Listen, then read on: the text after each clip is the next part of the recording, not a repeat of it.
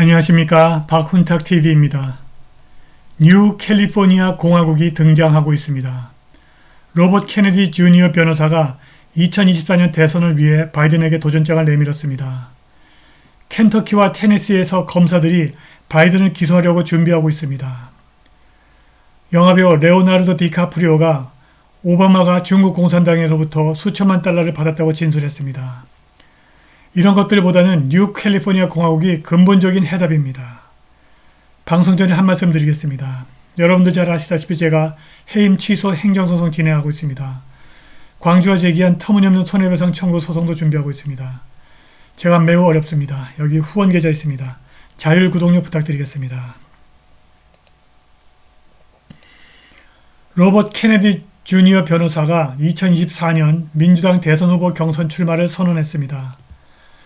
그는 미국을 장악한 네오콘이 미국의 글로벌 패권과 도덕적 권위의 붕괴를 초래했다고 지적했습니다. 그는 월요일 트위터에서 사우디아라비아에 대한 미국의 영향력 붕괴와 사우디아라비아의 중국 및 이란과의 새로운 동맹은 공격적 군사력 투사로 미국의 글로벌 패권을 유지하려는 네오콘 전략의 비참한 실패를 보여주는 고통스러운 상징이라고 말했습니다. 케네디는 이어 중국이 경제력을 솜씨좋게 투사함으로써 미국 제국을 대체하고 있다고 말했고, 우크라이나 전쟁은 네오콘의 단명한 미국의 세계의 마지막 붕괴라고 불길하게 덧붙였습니다.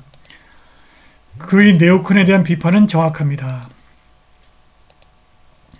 그는 이라크와 우크라이나의 네오콘 프로젝트는 8조 1천억 달러의 비용이 들었고, 우리의 중산층을 비웃었고, 미국의 군사력과 도덕적 권위를 비웃음거리로 만들었고, 중국과 러시아를 무적의 동맹으로 몰아갔고, 세계 통화로서의 달러를 파괴했으며 수천만 달러의 비용이 들었다. 삶과 민주주의와 우정 그리고 영향력을 얻기 위해서는 아무것도 하지 않았다고 결론지었습니다. 과연 케네디가 뒤집힌 세상을 바로 세울 수 있을까요? 놀랍게도 바이든이 기소될 가능성이 있습니다. 켄터키주 하원의원 제임스 코머 하원 감독위원장이 미국의 두 개의 상이한 공화당주 카운티 검사들이 바이든 범죄 가족 기소를 논의하기 위해서 그의 사무실에 전화를 걸었다고 말했습니다. 코머 위원장은 팍스뉴스와 인터뷰에서 지난 24시간 동안 언론과 검찰이 주장하는 것처럼 허위 사업 문서 제출이 중범죄라면 켄터키주에서 바이든 가족이 지난 10년 동안 저지른 사업 비리를 들여다보라고 말했고, 매일 전 세계의 적들로부터 바이든의 돈 세탁을 입증하는 문서가 들어온다고 말했습니다. 코머는 바이든과 그의 가족을 기소하겠다면서 2명의 카운티 검사가 그의 사무실에 전화를 걸었다고 말했습니다. 하나는 켄터키주의 카운티 검사이고 다른 하나는 테네시주의 카운티 검사였습니다. 코머는 그들이 분명히 공화당원이고 바이든을 쫓아낼 수 있는 방법을 물었다고 말했습니다. 코머는 극좌 맨하튼 지방검사 엘빈 브래그가 벌레 통조림을 열었고 정치적 반대자들이 어떻게 대우받는지에 대한 선례를 세웠다고 지적했습니다. 공화당 검사들이 바이든과 그의 가족을 기소한다면 뒤집힌 세상을 바로잡는 데는 약간의 도움이 될 것입니다. 영화배우 레오나르도 디카프리오가 힙합 밴드 퓨지스를 만든 가수 프라스 미셸의 연방재판에서 버락 오바마의 2012년 선거에 거액의 불법적 기부를 포함한 돈 세탁 계획에 연루된 혐의를 증언했습니다. 디카프리오는 말레이시아 금융가 조 로와의 대화를 회상했습니다. 조 로는 수백만 달러를 미셸에게 주어서 오바마 측에 전달케 했고, 오바마 캠페인이 수백만 달러를 기부할 것이라고 말했습니다. 로는 오바마에게 2천만에서 3천만 달러를 기부했다고 주장했는데, 미국 대통령 후보가 외국인으로부터 기부금을 받는 것은 불법입니다. 그런데 미셸이 로우로부터 거액의 돈을 받아 로우와 중국 공산당을 위해서 오바마 정부에 로비를 한 것으로 알려졌습니다.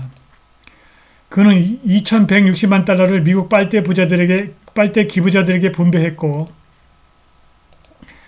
그들이 그 돈이 로우에서 온 사실을 숨기고 오바마 캠페인에 기부했습니다. 이러한 폭로는 흥미진진하지만 뒤집힌 미국을 바로 세우는 데는 도움이 되지 않습니다.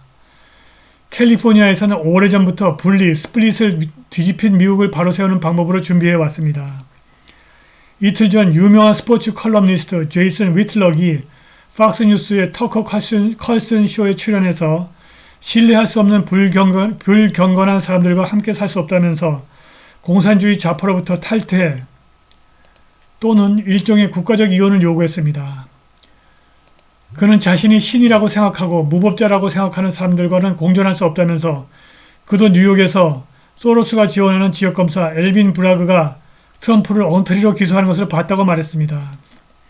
여기서는 살 수 없다는 겁니다. 뉴캘리포니아 공화국, 뉴캘리포니아 리퍼블릭이 캘리포니아에서 분리되어 등장하려고 준비하고 있습니다. 뉴캘리포니아 공화국 웹사이트는 맨 먼저 뉴캘리포니아의 필요성을 언급하고 있습니다. 1776년 미국 독립선언문, 1836년 알타 캘리포니아 독립선언문, 1846년 소노마 선언문이 알타 캘리포니아주와 캘리포니아주 주민들이 폭정의 속박에서 벗어날 권리를 선언했습니다. 캘리포니아는 현재 위의 문서에서 표현된 것처럼 폭정에 의해서 통치되고 있습니다.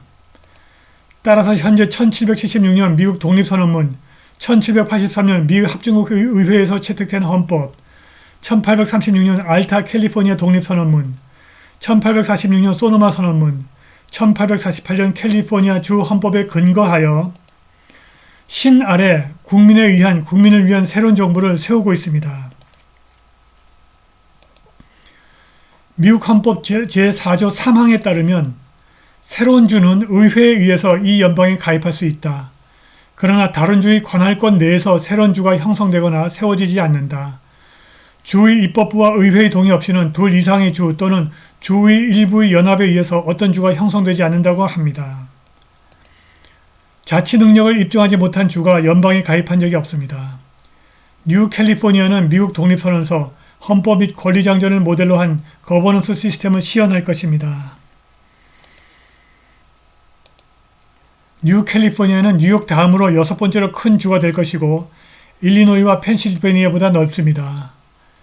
미국 하원의 25에서 27석이 뉴캘리포니아로 갈 것으로 예상되고 따라서 올드 캘리포니아는 미국 하원에서 25에서 27석을 빼앗길 것으로 보입니다.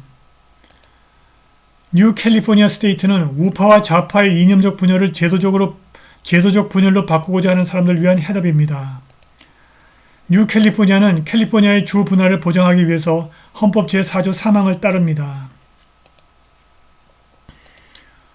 미국의 건국의 아버지들이 좌파가 헌법을 역설계하고 불법을 가져올 방법을 찾아낸 오늘과 같은 사태가 올 것을 정확하게 예측했습니다.